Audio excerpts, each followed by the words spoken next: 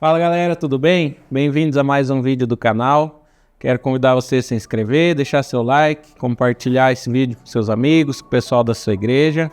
Quero te convidar também a assistir os vídeos anteriores, no qual eu venho explorando aí um pouco a Bíblia, e quero te convidar a se juntar a mim nessa jornada incrível que é a gente explorar a palavra de Deus, a revelação de Deus. E hoje eu quero conversar com vocês um pouco sobre o livro de Apocalipse, a carta do Apocalipse que fecha as nossas Bíblias, o último livro, o último escrito que causa tanta confusão, tanto medo, tanta apreensão em tanta gente.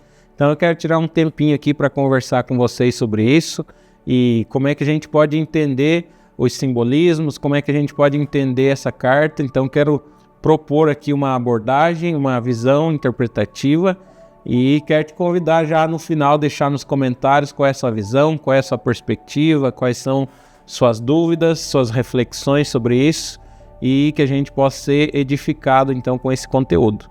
Então, em primeiro lugar, o que eu queria falar com vocês é sobre a nossa abordagem com o livro de Apocalipse. Como é que a gente aborda ele, como é que a gente aborda essa carta, como é que a gente chega, quais são os pressupostos que a gente já tem em mente, quais são as coisas que a gente já acha que o livro trata, que o livro fala, e porque isso vai influenciar diretamente na maneira como a gente vai ler e como a gente vai interpretar, né? Então eu quero te convidar a fazer essa reflexão. O que você já tem em mente quando você ouve a palavra Apocalipse, quando você ouve o nome do livro, quando você ouve que alguém vai falar sobre isso, o que vem à tua mente imediatamente? Provavelmente é o fim do mundo, bombas explodindo para todo lado, as coisas mais terríveis possíveis acontecendo e o mundo acabando. Talvez seja isso, talvez seja mistérios, um código super secreto escondido no livro. O que vem à tua imaginação quando você pensa no Apocalipse? E a primeira coisa que a gente precisa lembrar é que a própria palavra Apocalipse significa revelação. Então isso já deve nos guiar e nortear o nosso estudo aí, de saber que a carta se trata de uma revelação e não de uma ocultação, e não de algo secreto, e não de códigos misteriosos, mas é uma revelação. É algo sendo contado, é algo sendo narrado, é algo sendo descrito diante de nós. E a gente também precisa pensar que Apocalipse foi escrito para uma audiência, para um público imediato. João, quando escreve essa carta, ele está escrevendo para alguém. A gente sabe que toda a Bíblia, toda a palavra de Deus, ela se aplica a nós, ela se aplica aos cristãos de todas as épocas, de todos os tempos, mas a gente também precisa lembrar que há um contexto por trás de cada livro, de cada carta, de cada texto. Então há receptores que essa carta foi endereçada. Então João escreveu para alguém que vivia no mesmo período que ele, que estava vivendo as mesmas realidades. E a gente então precisa olhar o que essa carta significou para essas pessoas, porque aquilo que significou para eles significa para nós também. Então a gente precisa entender como é que os leitores de João nas igrejas daquele primeiro século ali entenderam essa carta, como é que chegou para eles cada imagem, cada representação, cada simbolismo, como é que eles leram isso, como é que eles entenderam isso. E isso vai nos ajudar a entender como é que nós lemos, como é que nós entendemos e como é que nós percebemos o livro de Apocalipse. Então, pense um pouco nisso e pense em como às vezes a gente tem que deixar um pouco de lado os nossos pressupostos e olhar para o que o texto diz, para o que o livro diz, e não as ideias que a gente já tem e impor elas no texto. Então, não precisa a gente desconsiderar tudo que a gente já ouviu, tudo que a gente já aprendeu, mas precisa a gente ter cautela de saber que talvez a gente tenha ouvido algo que não necessariamente o texto está dizendo. Então é muito importante a gente considerar isso cada vez que formos estudar não só o livro de Apocalipse, mas toda a Bíblia. Qual é a nossa abordagem? Como é que nós estamos chegando diante desse livro? Também é importante a gente ter alguns princípios em mente para a correta compreensão e interpretação desse livro. A primeira coisa é que Apocalipse é um gênero literário. Apocalipse é um gênero, é um estilo de escrita que era muito comum para os leitores do primeiro século, que era muito comum para o povo judeu, que é muito comum em todo o Antigo Testamento. Então, Apocalipse é um jeito de escrever, um jeito de contar as coisas, um jeito de narrar as coisas. Então, a gente precisa entender que, literariamente, Apocalipse é um estilo de escrita. Então, além de ser essa carta, além de ser esse livro em particular, Apocalipse é um gênero. Então a gente tem ao longo da Bíblia vários apocalipses, vários momentos de revelação em que a escrita é organizada dessa maneira.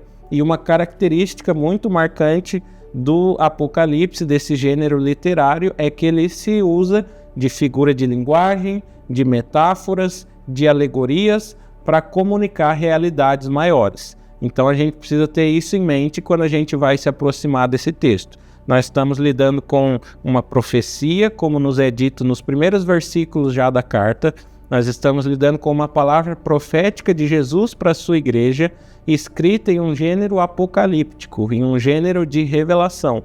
Então nós temos que entender que vai estar cheio de poesias, vai estar cheio de metáforas, de figuras de linguagem, de símbolos, e nós seremos fiéis ao livro se nós interpretarmos dessa maneira. Então não é fiel ao livro a gente tentar interpretar de maneira literal aquilo que João escreveu para ser um símbolo. Não é correto a gente tentar trazer tudo para a literalidade, aquilo que João desejou que fosse entendido como símbolos, como figuras e como imagens de algo maior e de algo mais profundo. O segundo conceito que a gente precisa ter como princípio de interpretação é que Apocalipse segue a tradição da Escritura, segue a tradição do Antigo Testamento. Então a gente não pode tentar ler o livro de Apocalipse, tentar interpretar o livro de Apocalipse isolado. Ele não é um livro isolado, assim como nenhum outro da Bíblia. A gente precisa olhar para ele dentro do contexto de toda a Bíblia, dentro do contexto do que as outras cartas dizem, do que os evangelhos dizem, do que o Antigo Testamento diz, principalmente porque João se vale do Antigo Testamento, dos evangelhos, para comunicar aquilo que ele quer comunicar. Há um estudo que diz que há 500 alusões ao Antigo Testamento no livro de Apocalipse. Então, por 500 vezes, João faz algum tipo de alusão, algum tipo de referência ao Antigo Testamento. Os principais livros que ele cita e que ele usa aí a linguagem são os livros de Ezequiel, de Daniel, de Isaías, de Zacarias, de Êxodo e de Salmos. Então, vai se tornar praticamente impossível a gente entender o Apocalipse sem ter esses livros em mente, sem ter esse contexto todo da Escritura atrás de nós como pano de fundo para aquilo que João está querendo comunicar. Então a gente vai ver ao longo do livro que as figuras das bestas, a figura dos animais incríveis, João está tomando isso não de lugar nenhum, mas ele está tomando isso da própria Escritura. Então a gente vai ver lá em Daniel 7, a gente vai ver lá em Ezequiel, lá nos Salmos, lá em Zacarias, lá em Isaías, todas essas figuras que João está aqui fazendo referência, fazendo alusão e se valendo disso, porque os seus leitores fariam imediatamente essas conexões. Então, quando João faz alguma referência ao Antigo Testamento, mesmo que ele não cite o profeta Ezequiel, o profeta Zacarias, mas simplesmente por ele usar os mesmos símbolos, as mesmas figuras, os mesmos ecos, os seus leitores olhariam para aquilo e imediatamente fariam as conexões, fariam as devidas interpretações com aquilo que João está se referindo. Então, não podemos ler Apocalipse isolado da história total da Escritura e da revelação de Deus. Em terceiro lugar, o Apocalipse, mais uma vez, se vale de símbolos, de metáforas e de imagens para ilustrar a realidade que ele está descrevendo. Então, nós não podemos forçar os símbolos para que eles digam coisas literais, senão a gente vai ter dificuldades. E é justamente aí, talvez, onde se encontram as maiores dificuldades de compreensão no livro de Apocalipse. É porque a gente acaba pegando imagens, pegando símbolos, pegando metáforas e tentando fazer com que elas digam coisas literais. E aí a gente espera que coisas literais aconteçam quando João estava falando em metáforas, em símbolos, e em linguagem profética. Então a gente não pode perder isso de vista. E um último princípio, como eu já disse, é que a gente, antes de trazer o texto para nós, precisamos entender o que ele significou para os seus primeiros ouvintes, para os seus primeiros intérpretes e para o seu público-alvo original, por assim dizer. E aí nós precisamos pensar então, pensando nesse público-alvo original, em qual é o propósito da carta de Apocalipse. Por que que João escreve essa carta? Por que que Jesus mostra essa revelação a João? Por que que Jesus mostra todos esses eventos? Por que que Jesus descreve todas essas coisas a João através de visões e pede que ele envie às igrejas?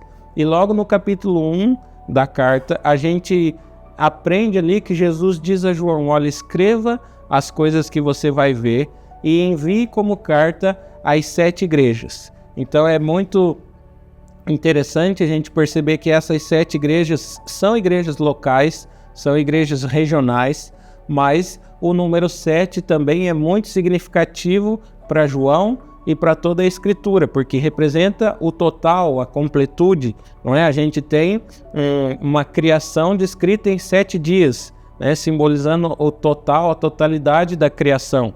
Então, quando João se refere aqui às 7 igrejas, por mais que elas sejam igrejas regionais e locais, também está sendo representada aqui uma totalidade da igreja de Jesus. Então essas cartas são direcionadas a toda a igreja de Jesus. A gente sabe que essas cartas elas eram circulares, então a mensagem passaria por todas as igrejas, por todas as comunidades. Então é muito importante a gente observar que João está escrevendo, guiado por Jesus, às igrejas locais, às comunidades que estão enfrentando perseguição, que estão vivendo tempos difíceis, que acabaram de sair de uma perseguição sobre Nero e estão prestes a enfrentar uma nova onda de perseguição.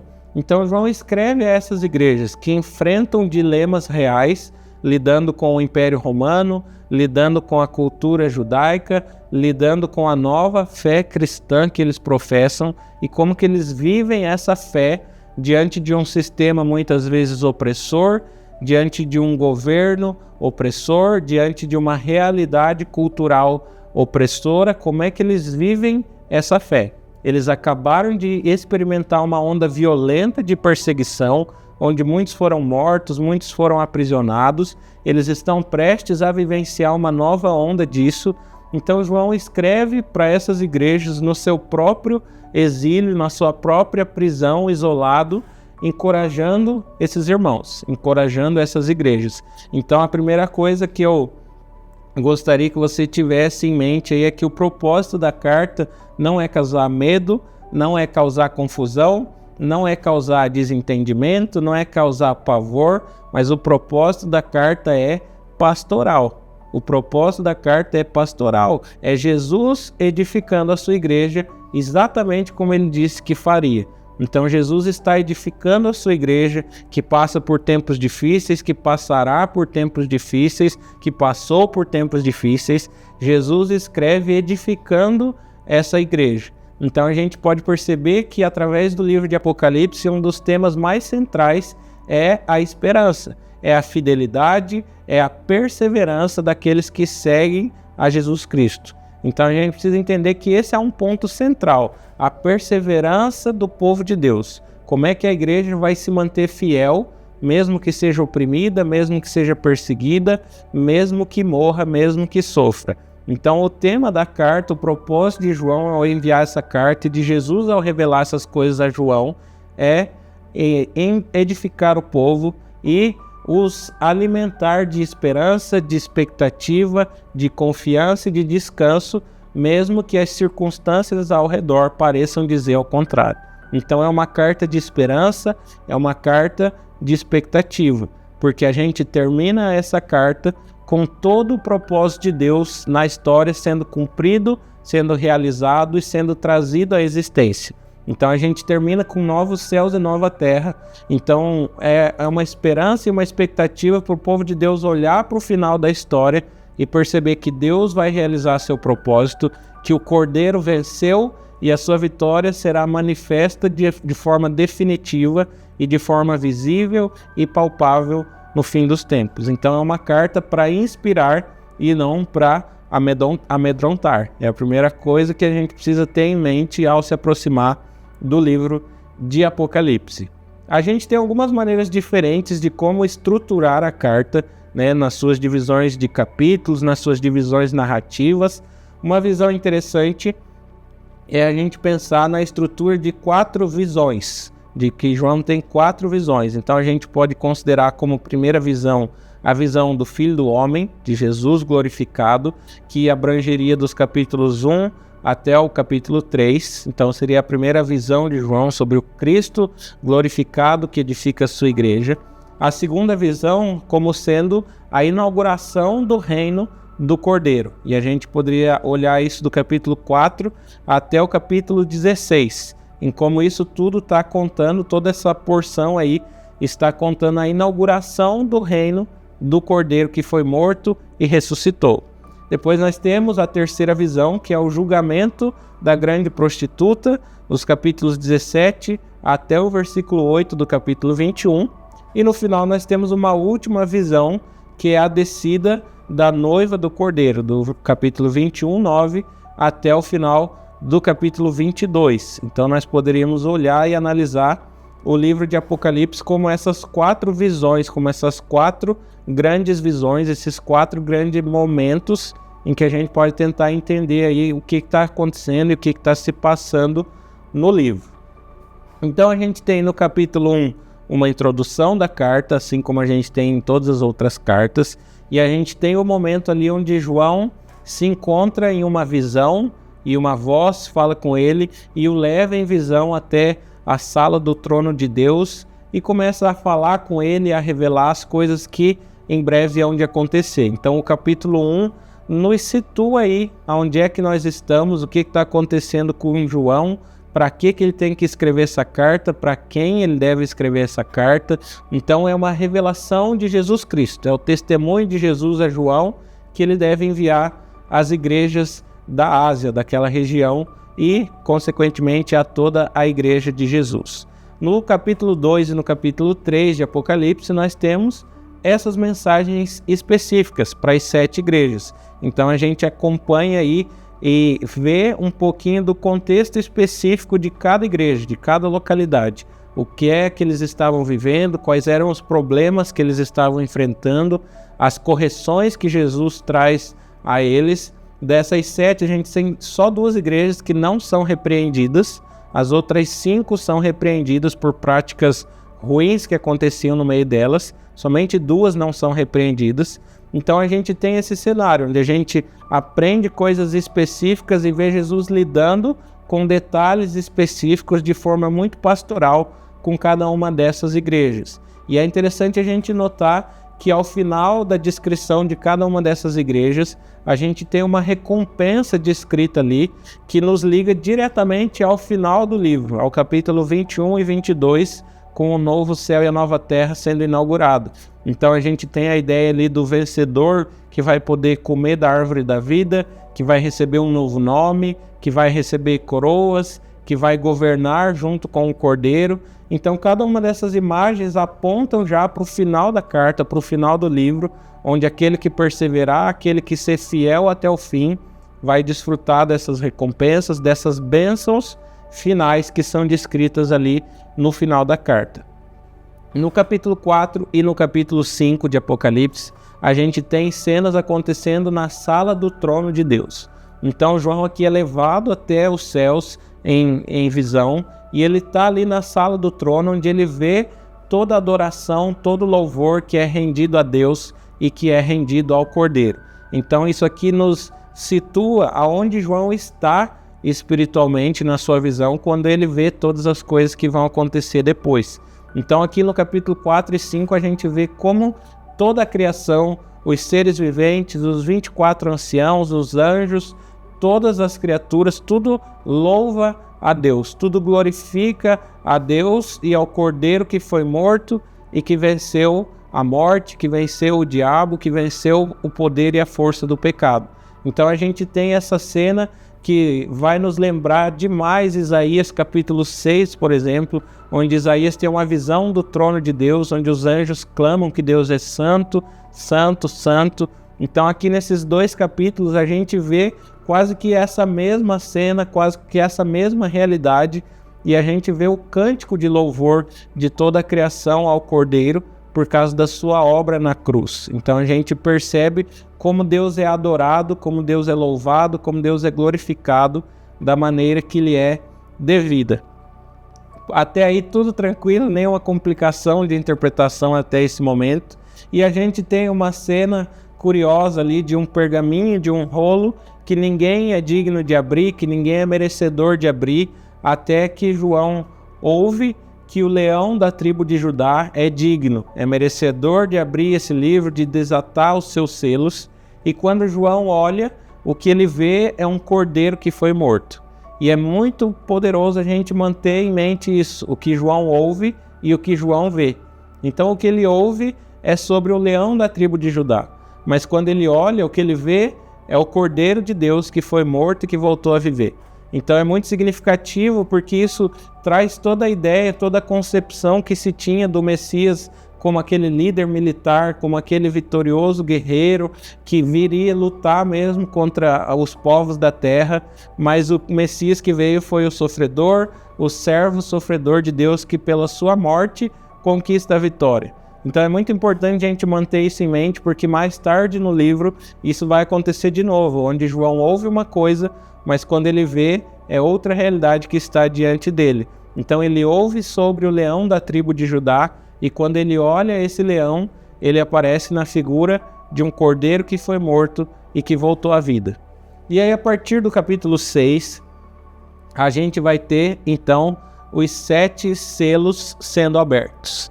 E depois dos 7 selos, a gente tem as 7 trombetas, e depois das 7 trombetas, as 7 taças da ira de Deus sendo derramadas. E aqui talvez é onde muita confusão acontece, muitas divergências acontecem, e muita gente acaba vendo isso como uma sequência cronológica de 7 selos, depois deles 7 trombetas, depois deles 7 taças. Mas isso não parece ser o que João está descrevendo aqui para a gente. O que parece é que nós temos a mesma realidade sendo descrita de 3 perspectivas diferentes. Então nós temos 3 ciclos de 7 selos, 7 trombetas e 7 taças, mas ao invés de estar descrevendo uma sequência cronológica, parece que João está descrevendo 3 vezes a mesma realidade de pontos de vista diferentes. E por que a gente pode concluir isso? Porque no final de cada no último selo, na última trombeta e no último cálice, na última taça, nós somos apresentados ao grande dia do juízo final, ao grande dia da ira, do derramar, do juízo definitivo de Deus. Então, o último selo termina nesse ponto onde há trovões, relâmpagos, um grande terremoto. A última trombeta tem trovões, relâmpagos, um grande terremoto. A última taça tem trovões, relâmpagos e um grande terremoto.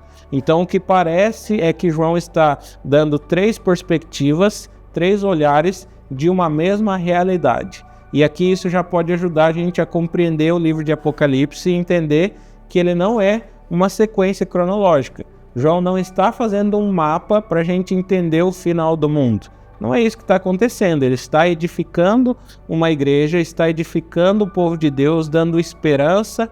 E uma característica muito forte nos profetas do Antigo Testamento é que eles não estão diretamente preocupados com aquilo que acontecerá no futuro, mas eles estão lendo a realidade do presente, a realidade do passado e, em alguns casos, a realidade do futuro, da perspectiva de Deus. Então, muito do que os profetas fazem é olhar para a situação presente, o que o povo de Deus tem vivido, como é que o povo de Deus está, e eles analisam isso da perspectiva divina. Deus os dá a revelação de como Deus está enxergando as circunstâncias e cada uma dessas coisas. Então, a profecia na Bíblia não é o prever o futuro, mas é o analisar o presente da perspectiva divina, da perspectiva da sala do trono de Deus. Então é isso que acontece aqui nesses 3 ciclos, tanto os 7 selos, como as 7 trombetas, como as 7 taças, são o período entre a ressurreição e a segunda vinda de Jesus. Então, aqui nessa proposta que eu estou oferecendo a vocês, você não tem que esperar que essas coisas sejam literais e que de repente a gente vai ver um grande dragão surgindo no céu e que em algum momento a gente vai ver alguma besta surgindo da terra, alguma besta surgindo do mar, mas são figuras de linguagem que João está se valendo para descrever uma realidade. Então esses 3 ciclos de 7 descrevem o mesmo período entre a ressurreição e a ascensão de Jesus e sua segunda vinda. Poderíamos caracterizar aí como a era da igreja, o período da igreja em que a igreja está em operação no mundo. Dos capítulos 12 até o capítulo 14, o que a gente tem ali é uma descrição do conflito cósmico, da grande batalha aí entre o verdadeiro inimigo do povo de Deus e o povo de Deus, e o Messias e o seu povo. Então a gente começa o capítulo 12 ali com a descrição de uma mulher que dá luz a um menino, e esse menino é perseguido por um dragão. Depois esse menino é elevado aos céus, mas o dragão persegue o povo que segue a esse menino. Então a gente pode entender essa mulher com 2 imagens bíblicas. A primeira pode ser de Eva, quando foi prometido que ela daria luz a um descendente que esmagaria a cabeça da serpente. E a gente pode entender essa mulher também como o Israel fiel do Antigo Testamento que deu a luz ao Messias, né? Como o Israel, o povo de Deus fiel no Antigo Testamento que trouxe ao mundo o Messias. O dragão é claramente descrito como Satanás, como a serpente, a antiga serpente que desde o início da criação vem tentando destruir, matar e causar rebelião no meio da humanidade para que se revolte contra Deus. E então é descrito que o Filho é elevado aos céus. Então a gente tem uma descrição aqui da ascensão de Jesus, de toda a sua vitória, e o dragão então persegue ao povo desse Filho que governará as nações, ao povo do Messias. Então a gente tem uma descrição aí da grande perseguição que Satanás lança contra a igreja, contra o povo do Messias, contra o povo de Deus. Então isso é muito fundamental para a gente entender a figura das bestas que são descritas, a figura do anticristo que é descrito, porque nós percebemos que 2 bestas emergem, uma do mar e uma da terra. Pela descrição de João a respeito das 7 cabeças, das coroas, de toda a descrição detalhada que ele faz sobre as bestas, é muito claro que ele está se referindo ao Império Romano e ao controle que o Império Romano exerce sobre o mundo, né? Como a primeira besta sendo o império, o domínio do imperador, e a segunda besta sendo o poder cultual, o poder religioso que alimenta o império. Porque no primeiro século, além de viver debaixo do domínio do império, era também instituído o culto ao imperador. Então o imperador deveria ser adorado como Deus. E é muito significativo aqui que a gente perceba que as bestas, o anticristo, todos recebem o seu poder, a sua autoridade do dragão. Então, por mais que a besta seja descrita aqui como uma representação do Império Romano e que também serve como uma representação de todos os impérios humanos que são contrários à vontade de Deus, a gente percebe que o verdadeiro inimigo, na verdade, é o dragão, é a antiga serpente que está por trás de tudo isso. Então Satanás se usa da humanidade que se rebela e que se recusa a se arrepender diante do Senhor. Então nós percebemos que os verdadeiros inimigos da igreja aqui não são esse ou aquele governo, mas é o dragão que exerce sua influência através de um mundo caído e de um mundo rebelde contra Deus. Então é muito importante que a gente tenha o livro de Daniel, no capítulo 7 até o capítulo 12, Gênesis capítulo 3, Deuteronômio capítulo 6, quando a gente interpreta dos capítulos 12 ao capítulo 14 de Apocalipse. Porque a gente vai ter essa visão das bestas, do anticristo, da marca da besta. É muito poderoso você perceber que a marca da besta é descrita como algo que deve ser colocado na testa e na mão direita. E como isso claramente é uma referência ao Shema do Antigo Testamento. onde o povo deveria atar a palavra de Deus na sua testa e na sua mão direita. Então a gente precisa perceber como essa figura da besta que sobe do mar, a besta que sobe da terra, o falso profeta, o anticristo, tudo isso, João está claramente se referindo ao império que está dominando sobre o povo, que está dominando e oprimindo o povo de Deus ali no primeiro século, e como isso a gente também não precisa restringir esse significado, né? Isso é uma representação dos impérios que estão ali no presente, mas que representam toda a totalidade dos impérios humanos, e isso fica claro quando João começa a se referir a esses impérios como a Grande Babilônia, né? Como isso vem lá de Gênesis capítulo 11, onde a gente tem a Babilônia sendo erguida como uma representação do império humano, da iniciativa humana em se levantar contra Deus, em se colocar no lugar de Deus e edificar algo no seu próprio orgulho, na sua própria vaidade. Então todas essas imagens que João usa aqui, da besta, do anticristo, do falso profeta, da grande prostituta, tudo isso está se referindo para os seus primeiros leitores ao Império Romano, que tem oprimido, que tem matado, que tem perseguido, e isso é uma representação de um império, de um sistema humano contrário a Deus, rebelde contra Deus e que se recusa a se arrepender, que se recusa a voltar atrás e a se render diante do Cordeiro. Então os capítulos 12 a 14 são muito centrais para a gente perceber todo esse conflito entre o dragão e o povo que segue ao Cordeiro. E como o dragão impulsiona a besta, impulsiona os governos humanos, as religiões humanas, para que se levantem contra o verdadeiro povo de Deus. E como o povo de Deus é chamado a vencer a besta, a vencer o falso profeta, a vencer o anticristo por seu testemunho, a vencer pela sua perseverança, pela sua disposição em pregar e se manter fiel, mesmo que custe a sua própria vida. Então a gente precisa perceber essa simbologia que João se vale, né? Por exemplo, quem é o número da besta, né? Quem esse número está descrevendo? E é muito curioso a gente perceber que tem tantos debates tentando decifrar isso, mas quando João escreve, ele escreve dizendo quem lê, entenda. Quem tem conhecimento que lê e que entenda. Então João está escrevendo para a igreja do primeiro século e ele espera que esse pessoal entenda o que ele escreveu.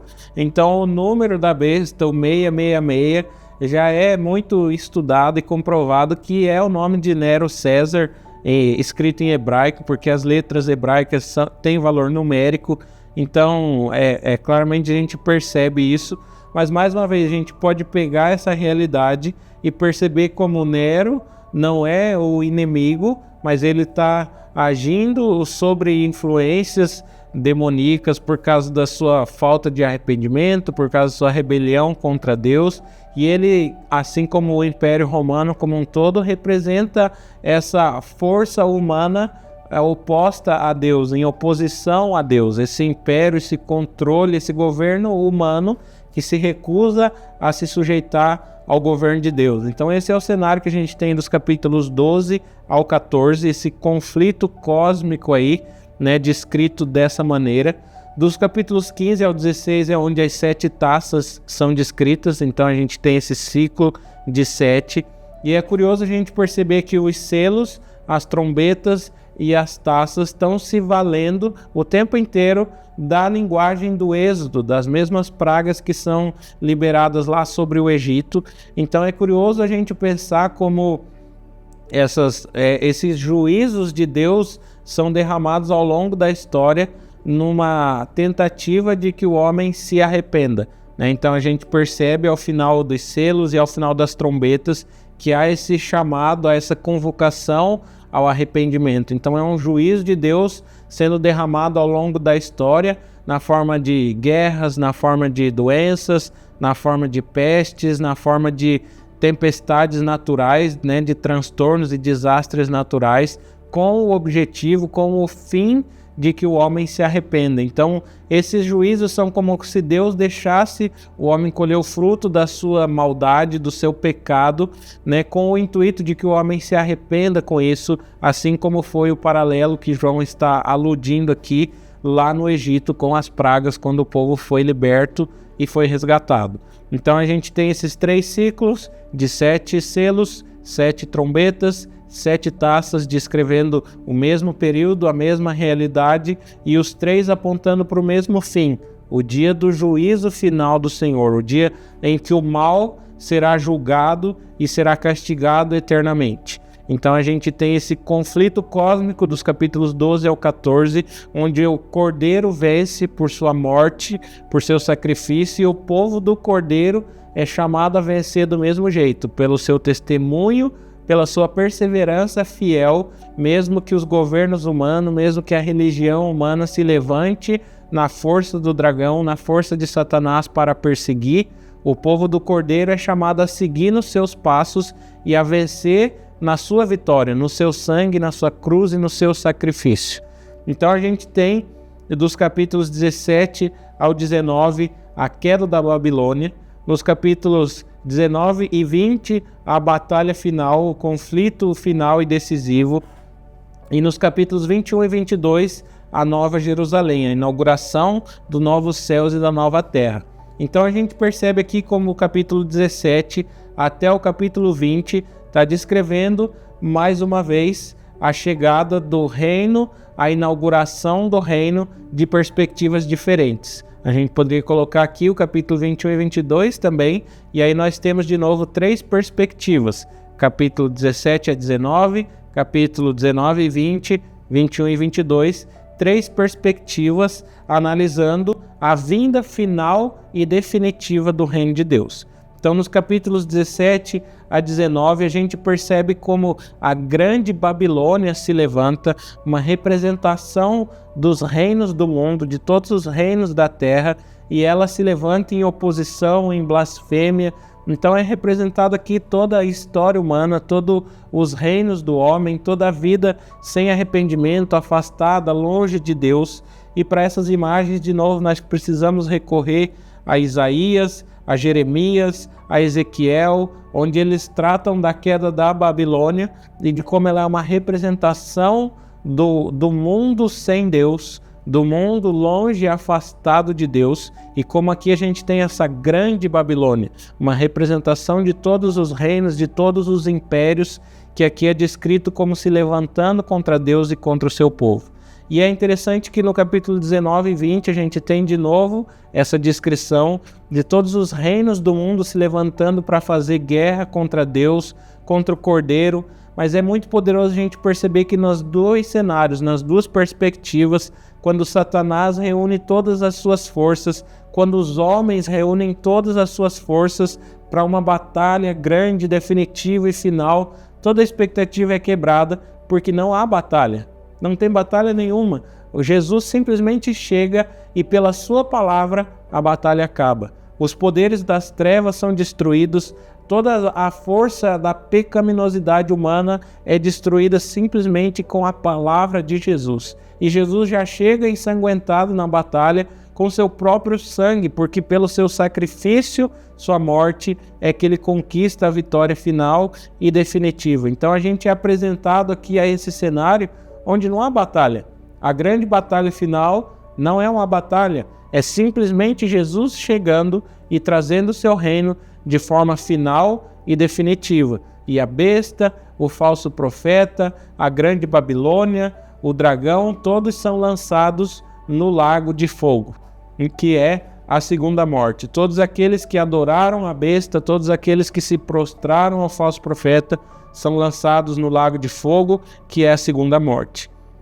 E no capítulo 20 de Apocalipse, a gente também tem uma cena que é uma das mais controversas aí sobre qual é o significado dessa passagem, que é a descrição do milênio, que é um período milenar, onde o texto nos diz ali que há um período de 1000 anos, né, em que há uma primeira ressurreição e esses reinam com Jesus por 1000 anos, e no final desses 1000 anos Satanás é solto e finalmente derrotado.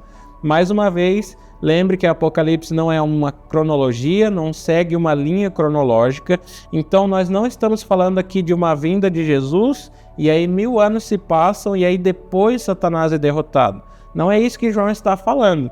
Então se ele nos apresentou símbolos até agora, por que agora esses 1000 anos seriam literais? Então, o que é esse milênio?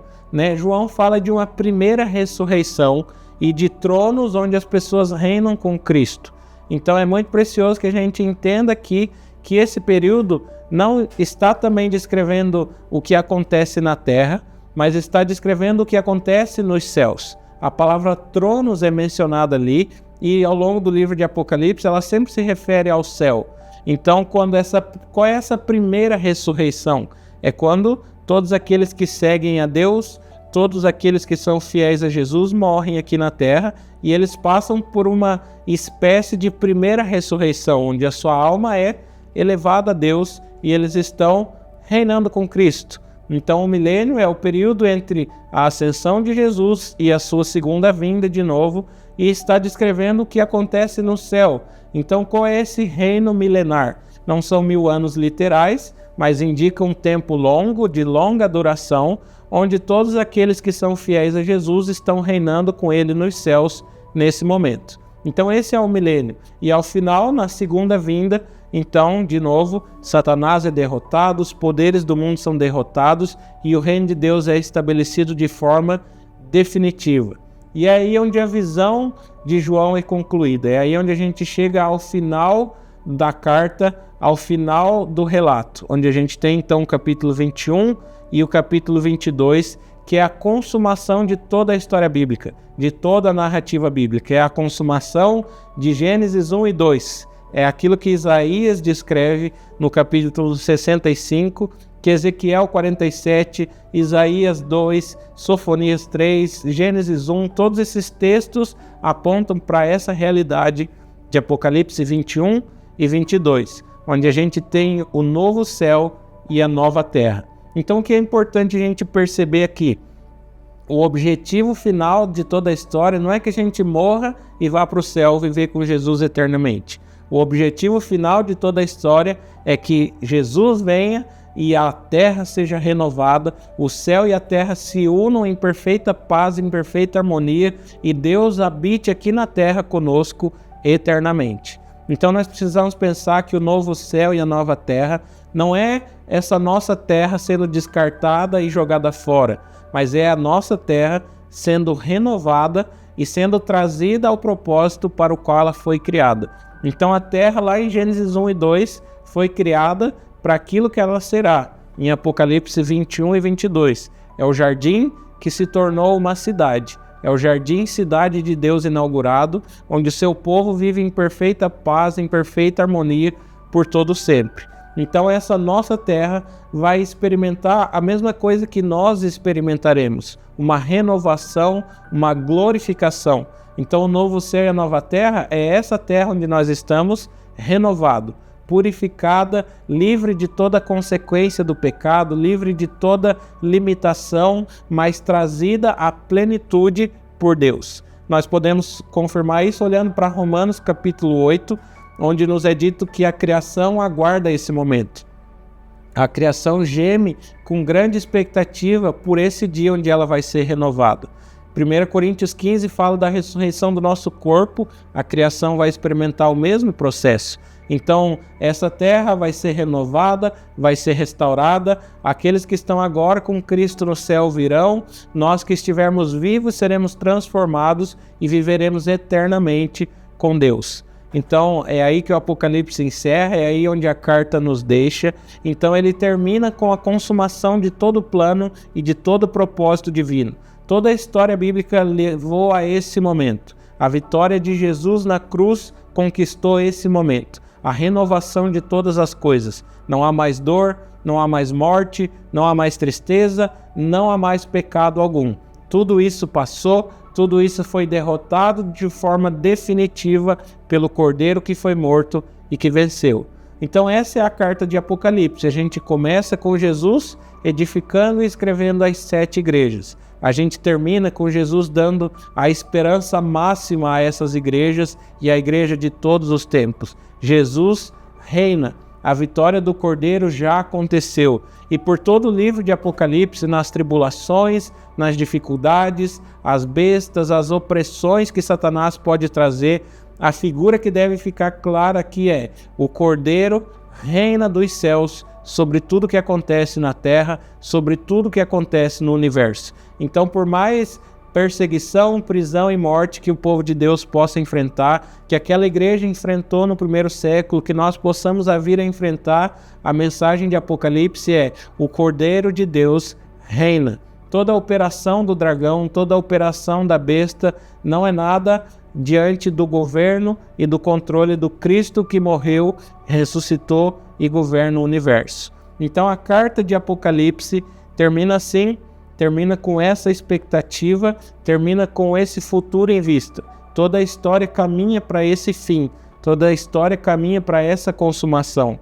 Então, se a gente pudesse fazer aqui um mapa cronológico, que é o anseio de tanta gente, né? O que eu posso esperar, o que vai vir nos próximos anos, o que a gente tem em Apocalipse desenhando é a mesma ideia que toda a Bíblia desenha, que todos os evangelhos, todas as cartas desenham para nós. Ela descreve o período entre a ascensão de Jesus e a sua segunda vinda. Nesse período, os governos do mundo, o governo de Satanás, sobre aqueles que se rendem a ele, fazem o seu pior. O mal faz o seu pior. O homem se entrega cada vez mais ao pecado, persegue o povo de Deus, se opõe àquilo que é justo, reto e verdadeiro, mas não é capaz em momento nenhum de tirar o domínio e o controle absoluto que pertencem ao Cordeiro. Então o que a gente pode esperar é que um dia Cordeiro virá, Cristo virá e porá fim a tudo isso. Então qual é o próximo passo na agenda de Deus? A vinda de Cristo. A vinda de Cristo. É isso que falta acontecer. É isso que nós esperamos. Então quando essas igrejas ali olharam para essa carta, elas não ficaram olhando, procurando no mar, procurando na terra, que hora que a besta iria se levantar, mas elas compreenderam tudo aquilo ali, toda a simbologia que João estava trazendo, tudo aquilo que João estava comunicando a eles. Então a gente não precisa olhar para o Apocalipse e ficar tentando criar um mundo fantástico, cheio de criaturas que vão surgir de repente, mas a gente precisa olhar para o significado teológico e pastoral que João está comunicando com tudo isso. Que os reinos desse mundo se levantam e continuarão a se levantar contra Deus, contra o seu povo, contra a sua igreja, mas nós venceremos através do sangue do Cordeiro, seguindo nos seus passos, nos mantendo fiéis, testemunhando, mesmo que isso custe a nossa vida. Essa é a mensagem da carta de Apocalipse para os seus primeiros leitores e para nós, Igreja de Jesus. É isso que nós precisamos levar ao lermos essa carta. É uma carta sobre como o povo do Messias conquista a vitória, através da morte, do sacrifício, através do testemunho de Jesus. Através da vida, morte e ressurreição do Senhor, nós seguimos os seus passos como discípulos e conquistamos a vitória, independente daquilo que o mundo possa fazer, independente daquilo que o diabo possa nos afligir, nós conquistamos pelo sangue do Cordeiro, seguindo os seus passos. Essa é a mensagem da carta de Apocalipse. Espero que você tenha sido abençoado, sido edificado. Eu te convido a deixar aqui nos comentários quais são as suas reflexões, suas dúvidas, sua opinião sobre tudo isso. E para você que deseja se aprofundar ainda mais, eu preparei uma apostila. Eu vou deixar o link aqui na descrição do vídeo, que vai te ajudar a ler o Apocalipse. É uma apostila para te ajudar a ler cada capítulo, o que perceber, o que prestar atenção, as conexões com o Antigo Testamento, com os outros livros. Então, se você deseja adquirir essa apostila, o link está aqui na descrição. Eu acredito que pode te ajudar a aprofundar um pouco mais nesse tema, nessa carta que é tão preciosa para nós como igreja. Então, olhe para o livro de Apocalipse, não com medo, não com espanto, mas com esperança, com essa perspectiva de que o Cordeiro venceu e a sua vitória é final, decisiva, e nós seguimos assim conquistando como ele conquistou, através do amor sacrificial que foi mostrado a nós na pessoa de Cristo Jesus. Então que Deus te abençoe, essa é a mensagem de Apocalipse, até o próximo vídeo.